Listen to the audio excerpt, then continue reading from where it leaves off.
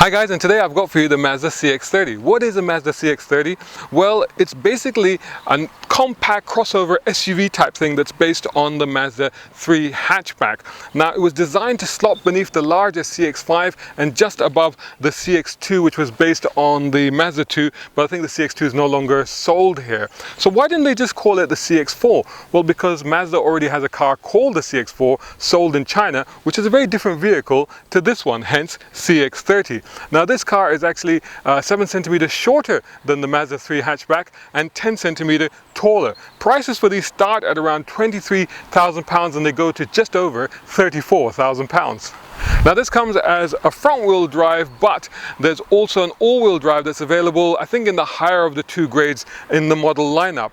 You're asking, does it come with electric power? Well, not this one, but this platform underpins the new MX-30 that Mazda have just recently introduced. That's all electric and it's the same platform as this. Does it come as a diesel? No, that's fine, nobody wants those anymore. What you get instead is two 2-litre 4-cylinder engines, petrol engines. The regular one gives you about 120 brake horsepower, and then they have the spark controlled compression ignition unit, which is a completely new type of engine that is something that Mazda has come up with. That's 183 brake horsepower.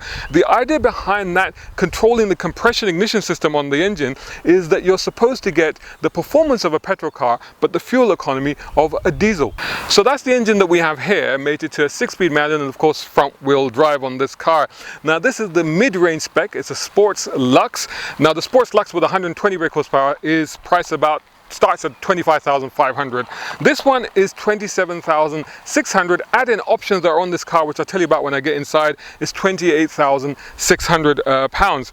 So what's the performance? 0 to 62 miles per hour in 8.3 seconds, top speed of 127 miles per hour. Mazda claim combined fuel consumption of 49.6 miles per gallon. I haven't quite seen that, but I did take it on a long journey and it barely seemed to use any fuel, so I think they're probably about right. CO2 emissions on this car is 128 grams per kilometer. Cool. Well, we're going to check out the practicality. I can't wait to get inside because it is raining right now. We'll check out the boot, the rear, the front, and then of course we'll take it for a drive. Before we do any of that, make sure that you're subscribing to youtube.com/Brown Car Guy. Make sure that you follow me on all the social media channels. Just search for my hashtag, which is of course hashtag Brown Car Guy. That's on Instagram, Facebook, Twitter, and even on TikTok. And go to browncarguy.com, subscribe there as well. If you enjoy my content, then you know what? You can sponsor and support it by heading over to patreon.com/Brown Car Guy. I'll tell you more about that at the end of the video. Cool. In the meantime, let's get into this.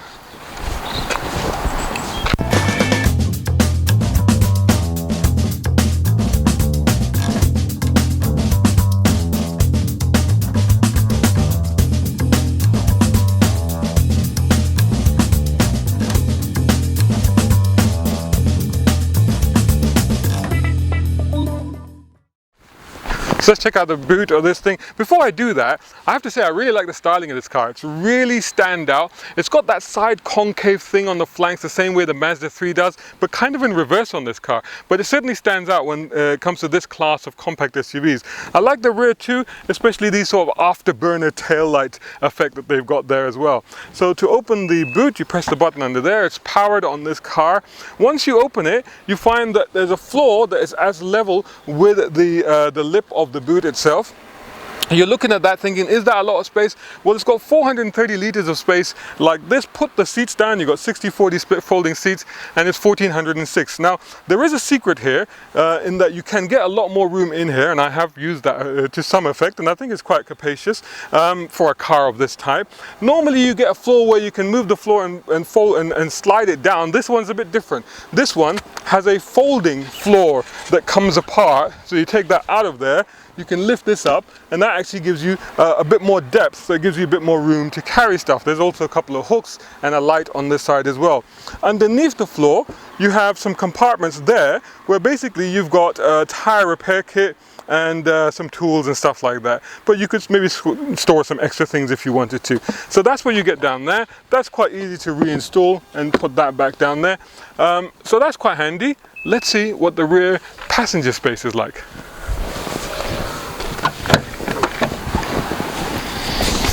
Here we go.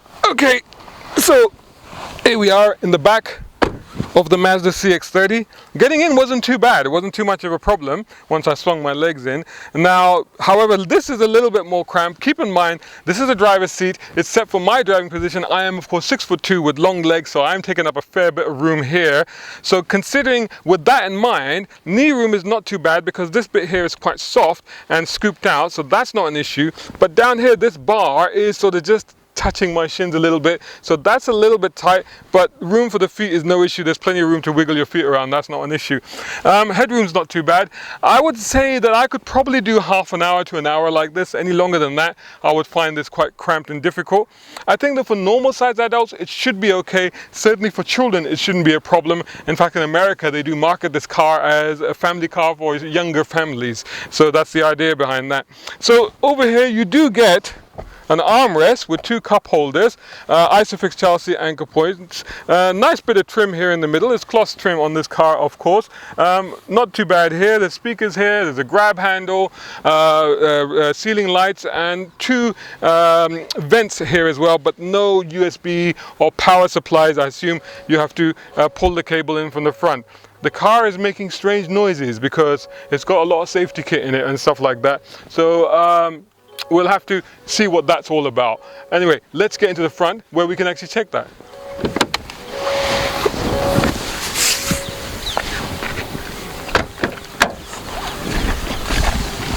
Here we are inside the car, and oh, I see it wants to be turned on because it's got it's saying it's concerned about the battery, the 12-volt battery, so it wants you to turn the car on. That's what it's saying. So now that I've turned it on, as you can see, manual gearbox, very nice interior here, very high quality, nice tactile feel, nice touch feel, very soft here. This is a leather look. This is kind of rubberized here, so that's quite nice. There's a floating screen up here. The screen is actually controlled from the buttons down here. Now, this is not a touch screen, so this is the only thing, the only complaint I have about it is that that's not a touchscreen. I would have expected it to be a touchscreen, particularly when I plug in the Apple CarPlay, because it's got Apple CarPlay, Android Auto, and all the rest of it.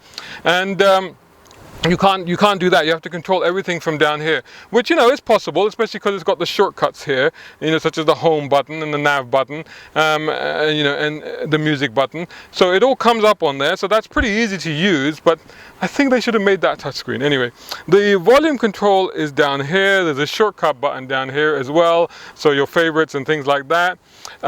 Climate control works really well. This one's got heated seats, which heat up very quickly, very nice, not bad at all. Down here you've got one USB input here. You've got a little tray here which you can kind of put your phone if you want to, I suppose. You open that and you've got two cup holders with the spring-loaded bits to actually hold onto the cups. Now under here you've got a sliding lid, so you can actually adjust that if you want to use that as an armrest and give yourself a little bit of space here. Open that and there is another USB plug inside there, plus 12-volt power supply and a compartment to put stuff and what have you, so that's quite good. And over here, decent sized glove box, actually quite a large glove box, and room for a cup in the door pocket as well, as you can see. Again, nicely done, nice trim. Over here you've got the traction buttons and this, they call it the I-stop, I-stop. It actually is the stop-start system on this car. For the lane keep assist and all of that, there's another button here which has a circle around the car. If you hit that, you can turn off the lane keep, which I did on the motorway, because it does that thing where the steering tries to take over and stuff like that. As I mentioned, this car is very well equipped for this, which is the Sports Lux spec. It's called the Mazda M Hybrid, so maybe it is a 48-volt system that does that. It's got LED headlights with the halogen daytime running lights, LED combination rear lights, adjustable mirrors, electric power mirrors, rear parking sensors. It does have a reversing camera as well that comes up on that screen. It's not a 360, but it's fairly good. It tells you what's behind you. This is an 8.8-inch monitor there. Automatic wipers, electronic parking brake. The parking brake is very aggressive on this car. You really have to make sure it's off, especially if you try to start off on an incline.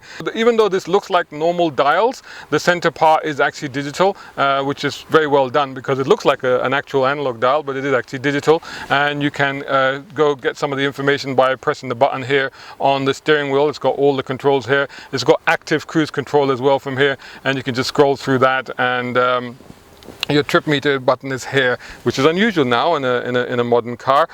Blind spot monitoring, lane keep assist, driver attention alert, like I said. This one's got the Soul Red crystal metallic paint. That's £810. That pretty much adds the money to it. Additional equipment for this one: the reversing camera, dual zone climate control, keyless entry, smart heated front seats, like I said, privacy glass, etc., etc. And it's got sunroof as well. So that's all well and good. It's quite comfortable, quite spacious. I feel quite at home in this. I like the feel of this gear shift, gear knob, and all the rest of it. So now that I do, the thing to do is to try it. Next thing to do, take it for a drive.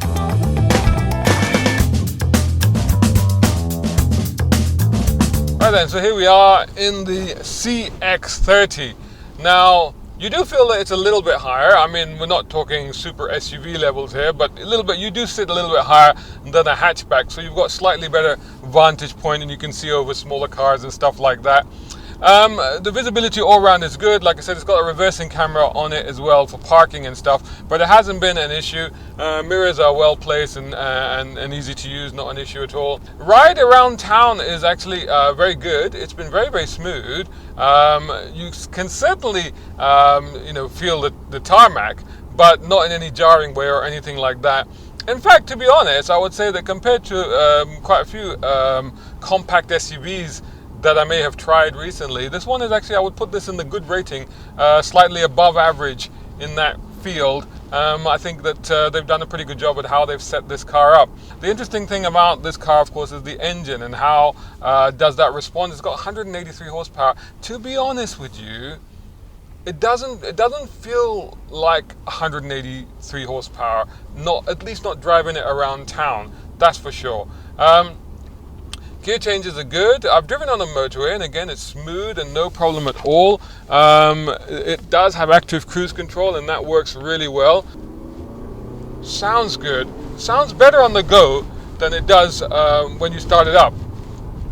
Because when you start it up, it says slightly rattly sound to it, but on the go, it sounds really nice, thrummy, sporty, intriguing, all of that sort of stuff. You do get a sort of freeing up of the torque, it feels like a little bit, when you start to ascend into the higher realms of the rev counter.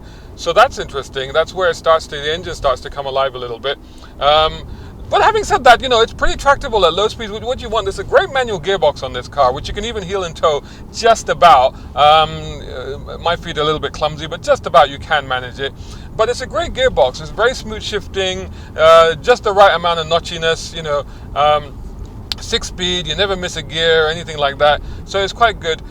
Heeling towing does work a little bit with this car. It does help a little bit, that's for sure.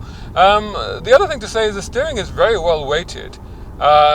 You could say possibly, dare I say this, that it is maybe a little bit heavier than you would expect in a car of this type, in a compact family city SUV type scenario.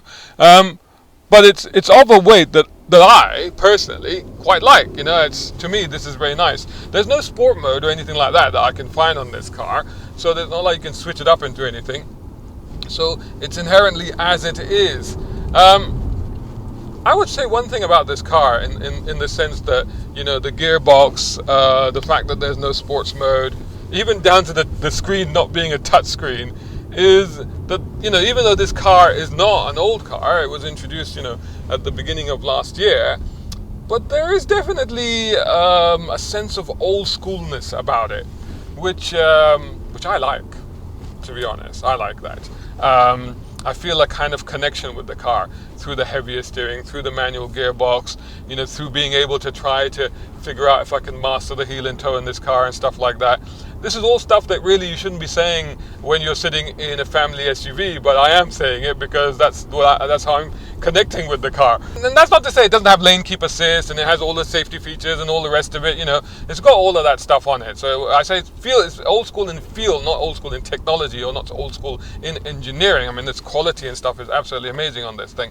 But old school in feel I like, but old school in feel, if you've jumped out or if you are looking at a very contemporary type of SUV, you know, that may not be what you're looking for.